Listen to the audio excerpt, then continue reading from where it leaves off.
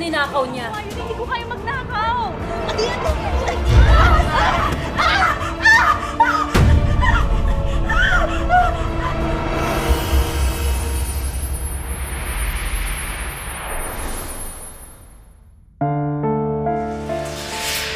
Sinira nila ang buhay ko. Ang nangyari sa mukha mo?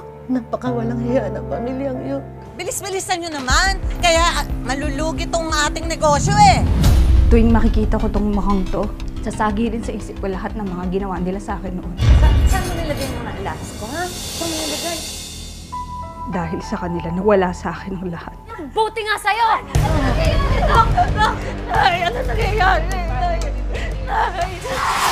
Pinapangako ko, babalikan ko silang lahat. Ano ba bang hinahanap mo, ha? Ito ako. Ang ganda-ganda ko. Ano bang gusto mo, ha? Yung cheap na magnanakaw na katulong na si Hasmin? Pwede ba? Sorry, Hasmin, kung wala akong magawa.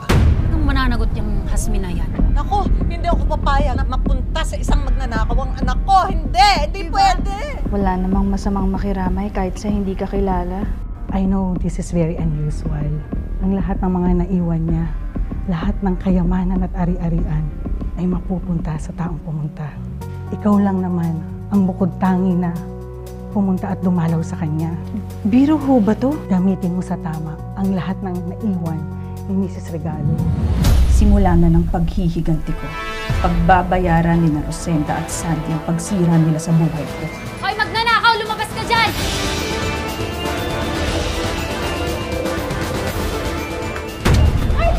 Bayad ko yan sa mga sinasabi niyong ninakaw ko na hindi niyo naman napatunayan. Itong mukhang to ang pinagmalupitan nila noon. Itong mukha rin na to ang tatapos sa kanila. Hindi ka na nakontento na nakawang kami. Pati anak ko gusto mo pang nakawin sa akin. Ayot ka talaga, no? Isang kasambahay, nasira ang buhay dahil sa malupit na mga amo.